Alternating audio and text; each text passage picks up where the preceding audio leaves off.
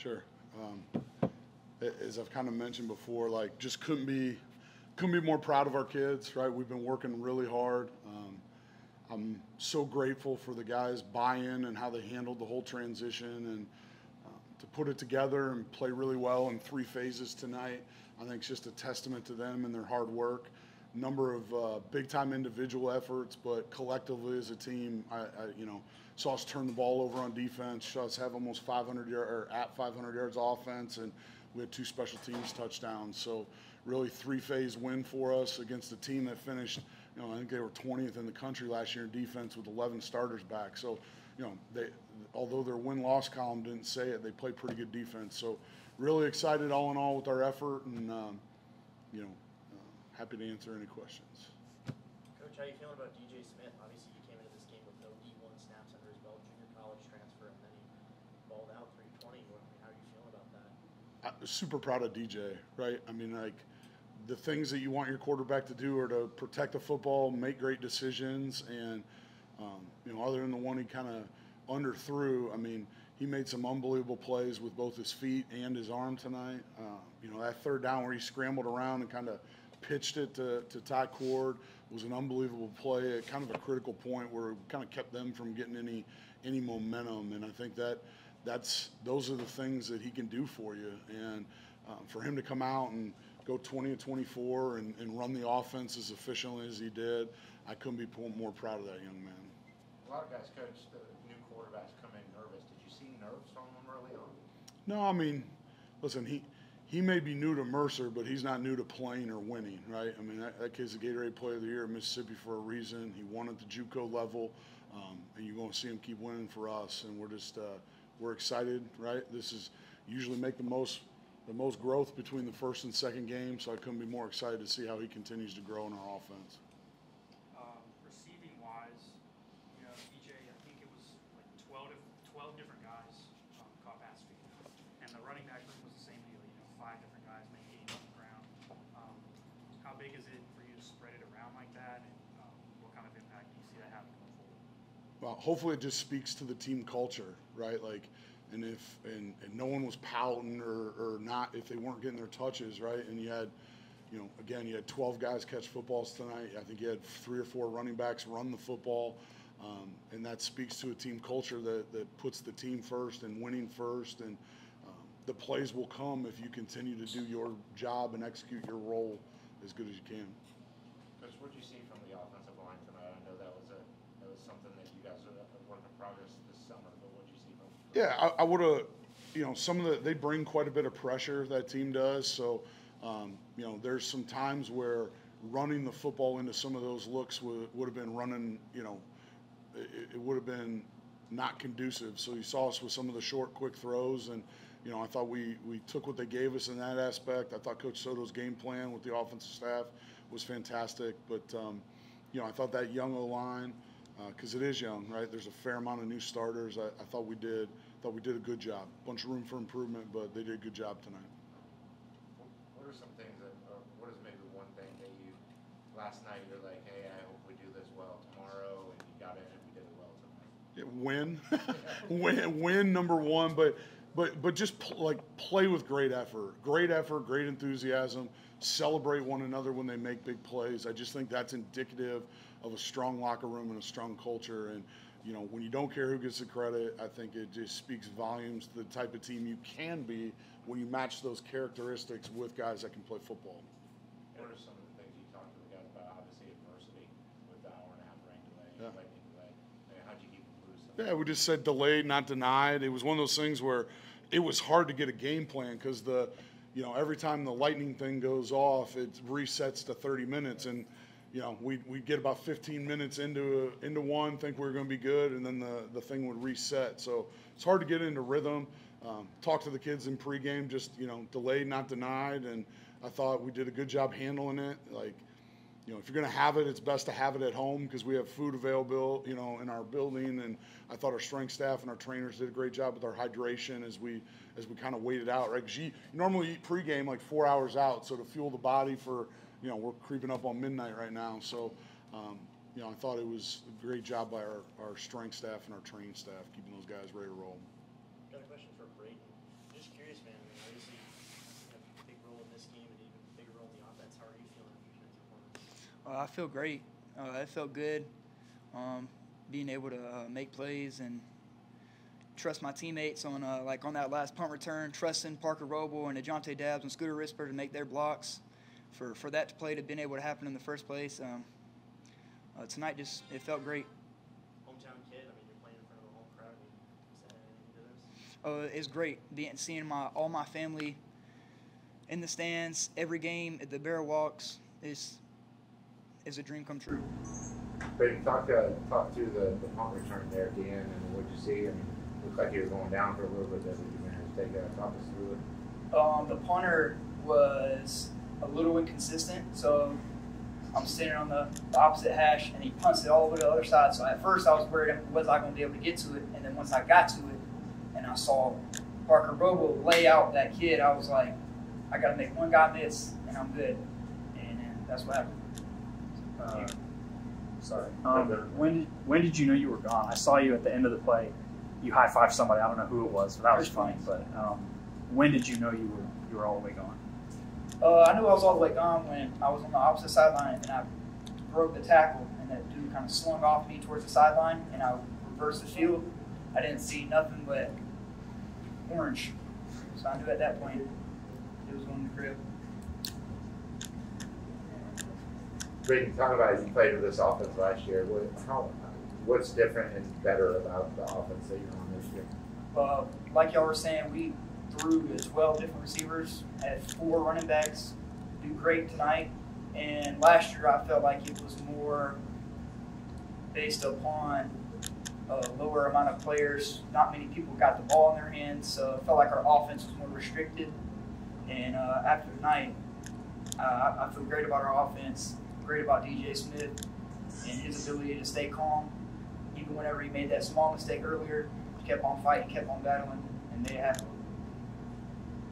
Single-digit rushing yards through 3 quarters, pretty much. I mean, talk about that. That's impressive stuff. What do you say about the defense, Coach? Yeah, again, kudos to the staff, Jamal Brown, and those guys did a great job with their game plan. But we kind of knew that's where we need to hang our hat anyway, right? Just to have Isaac Dowling back, to have, we played as many as I think 10 or 11 defensive linemen in a rotation tonight. So it's just a deep group, and again, it kind of speaks to the culture of doesn't matter who gets the credit. And I thought we did a good job pressuring the quarterback. I thought we forced a couple of those big takeaways on the interceptions, and certainly great just to have Isaac Dowling back on the defense for us and kind of run the show there in the middle.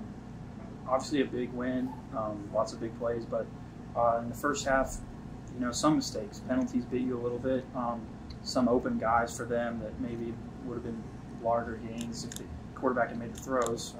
What do you want to improve on? What do you see there that you want to take into the next Sure. game? The penalties, right? I think we had 8 for 75 yards, and I'll take the ones where we're playing hard, but we had a few too many that were just stuff that we could have controlled, right? We got to do a better job keeping our hands in the framework and some of those things. But other than eliminating the penalties, and then no game's ever going to be perfect. Again, for all that our defense did tonight, again, you look at it, we held them to they had 31 rushes for 40 yards, right? And then they only had 45 yards passing on 9 and 22. So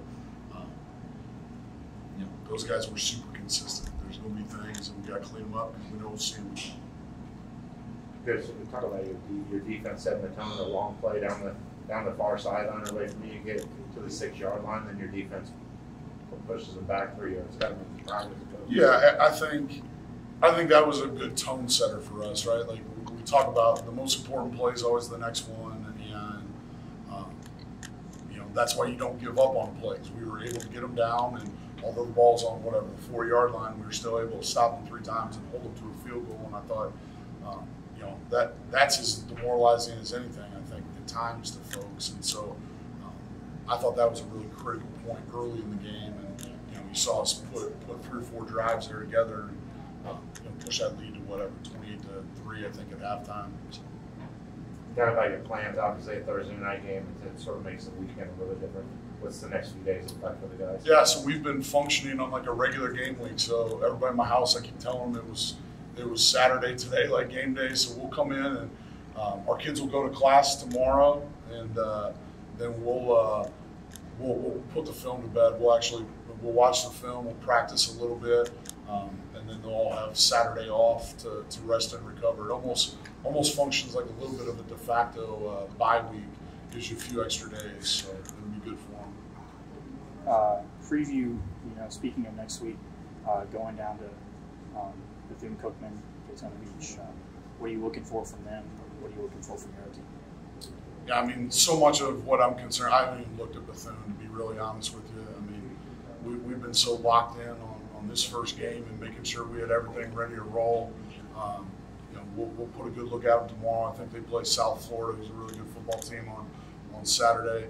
And so we'll get that film and get rolling on it pretty quickly. But for us, the growth has to come in some of the maturity mistakes we made with some of the penalties, and then just cleaning up a few of the things that we didn't do well. And that'll be a huge emphasis for us. And then, more than anything, getting our legs back under us, making sure we're fresh and go on the road for the first time as a team and going to a hostile environment. Good. Thank you, guys. Appreciate y'all. DJ, talk about your game tonight. How excited are you to have that kind of a debut for Mercer? I'm excited for to come out and play the way I played and to put up this the performance I did. It was a nice coming out party for my walk up to Mercer. Were you nervous at all early on? If you were, you couldn't tell. I ain't gonna say nervous, but I had a little jiggles. So after the first drive, it got out, and I was like, "It's time to play. I'm ready." Did you sleep okay last night? Oh yeah. I'm always get sleep. I gotta get that sleep. How did the weather impact tonight for you? I mean, obviously trying to stay loose and all that. The weather kind of made me calm down because early, like in the early hours before the game finished start, I was kind of, I ain't gonna say tight, but I was, I had a little jiggles. But like when the weather delayed it and like I seen everybody like break they lock in, so it's like and it made me feel comfortable around them. Like when they broke the lock in, because we've been locked in all day, and I ain't gonna say that made me nervous, but it made me like have a little jiggles. You made a ton of great plays. It's hard to pick a favorite one, but like I think we talked about the one where you were about to go down, then you flipped it out. I feel like that demonstrates how dynamic you were. So tell me about that. What through your head? I always been a playmaker all my life, so in that situation, I'm knowing I'm going to the ground. I'm finding my partner Tyrell. He calling my name, and I just pitched it to him, and he go for what he go for. We talked about it earlier. I haven't checked the sheet yet, but that was an all-time, performance as far as a Mercer quarterback goes. You were, I think, 20 for 24. I don't know what your QBR was, but if you are you are kind of in the record books for Mercer. So how does it feel in your very first game to make that kind of play? It's a good accomplishment, but we got more to work on. I just want to send a shout out to my O-line and all the offensive players for coming playing big for me. What do you want to work on the most to that end? You got lots to do, but what do you want to work on? Just being more accurate with the ball. Like I know I can be way more accurate and I can play way better. There was just a glimpse of what y'all got tonight. So, yeah. And then making the jump from junior college up to D1, I mean, that's got to be just a crazy accomplishment too. I mean, how are you feeling about that? What are some other things that are just through your mind right now? Coming from JUCO, in JUCO we struggled a lot, and it's a struggle in JUCO. So just to be able to come out here and play Division I football, like a lot of guys don't get to make it out of JUCO. So I'm blessed to have the opportunity to come and have a second chance at playing football again. So I'm thankful, and I'm thankful for Mercer. DJ, how have you grown as a quarterback under Coach Soto? And what kinds of things has he taught you that makes you better? So Coach Soto actually my first quarterback coach I had. Even like I never had a high school. Well, I had like one high school quarterback coach, but I transferred from that school. So, and then junior college I didn't have a quarterback coach. So just now, getting here having a quarterback coach, me and him being in the film room and watching film, and he got me better as a player and a person. And me and Soto so close because he understands me as a person and as a player. So, and he's a good guy. 12 different receivers caught passes for me tonight. How's that feel for you? I mean, 12 different guys caught passes. and talk about those guys and how much of a luxury it is for you. As a Oh yeah, quarterback. I'm glad. I'm so glad to have all those guys in the receiver room. It's just me. I'm the type of guy I like to make everybody be happy. So as long as everybody happy and my job good, I'm good. Thanks, sir. So proud Sir. of the shower right here.